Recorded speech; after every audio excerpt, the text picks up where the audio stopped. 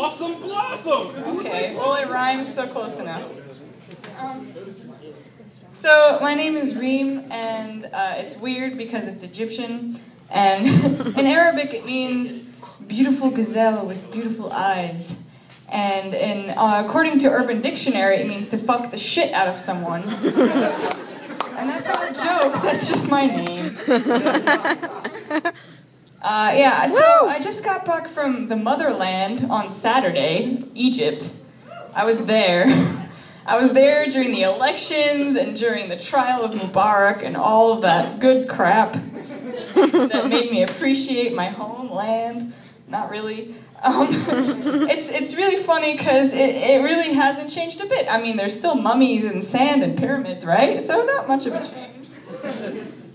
My relationship with Egypt is really interesting. It's like a mother and child, you know? Like the mother, a patient, you know, supporting, loving, caring figure, and the child, a schizophrenic, naive, clumsy, a little off her rocker kleptomaniac. You can guess which one I was in, like which person I was in that relationship. I was the mother. Like Egypt would just do all these things that were just so Egypt. Like the first thing I saw when I landed were like large marijuana stickers on the back of taxi cabs. Those aren't palm leaves, Egypt. No, incorrect. And, God, my dad's calling me. So, another thing about being Egyptian, you never answer your dad at this time of night.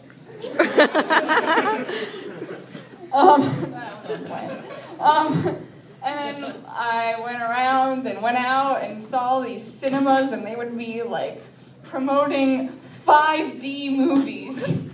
I don't think Egypt understand that there is no fifth dimension. I think Egypt is the fifth dimension. Another planet.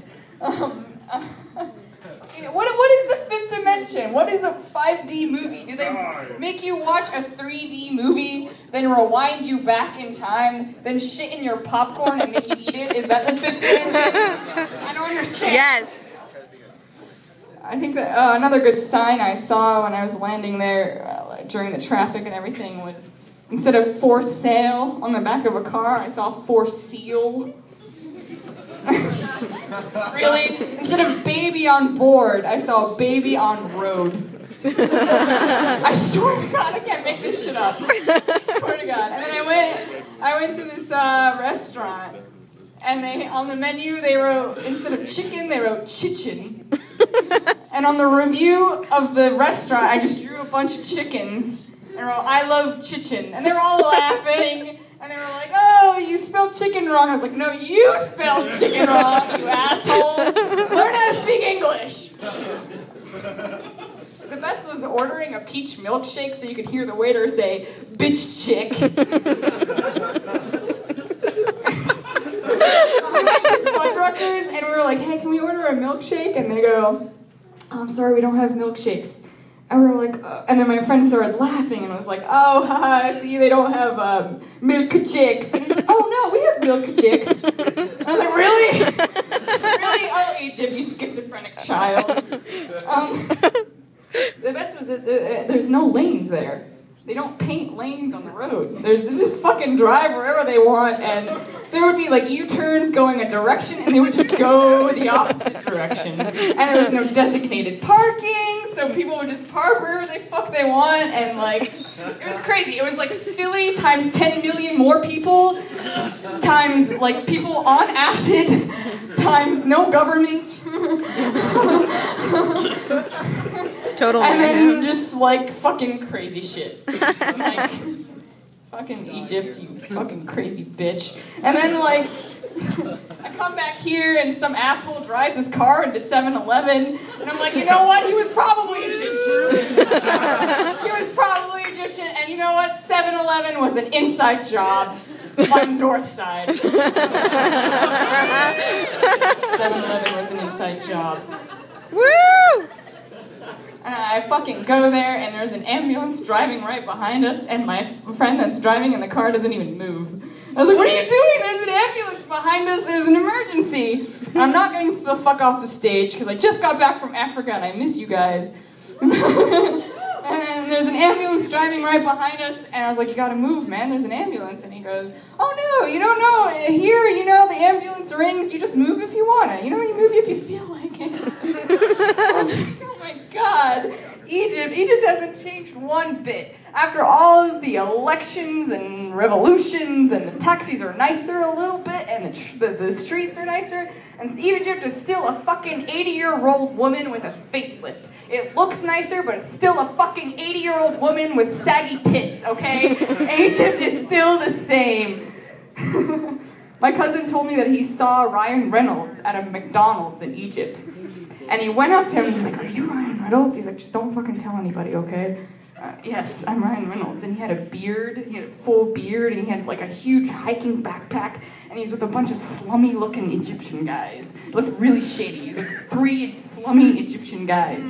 And he was like, yeah, I'm Ryan Reynolds. And when he was telling me this, I picture Ryan Reynolds in the deserts of Egypt with a shirt off and his beard glistening in the sunlight, and he's like killing terrorists, like eating crocodiles. And I'm just like, oh God, Ryan Reynolds. And then so I was like, did you take a picture with him? Did you take a picture with Ryan Reynolds in Egyptian McDonald's?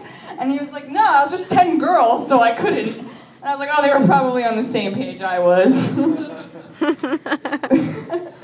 All right, this is my last joke, I promise. So, in Egypt, no matter when you're there, no matter where you are, Egypt doesn't have a middle class, so you have like fucking filthy rich people, and then you fucking like 4 million. Okay, it's one joke, I promise. We got out of here 2 minutes ago.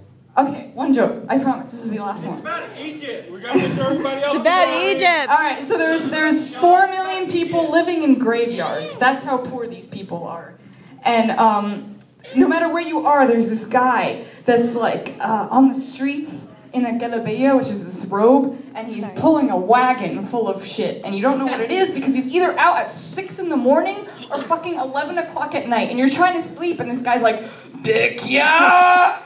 Bikya! Bikya! Bikya! So, I love this song, whatever. So then, I'm sorry, it's the last joke, I swear. So, we had this weird guy.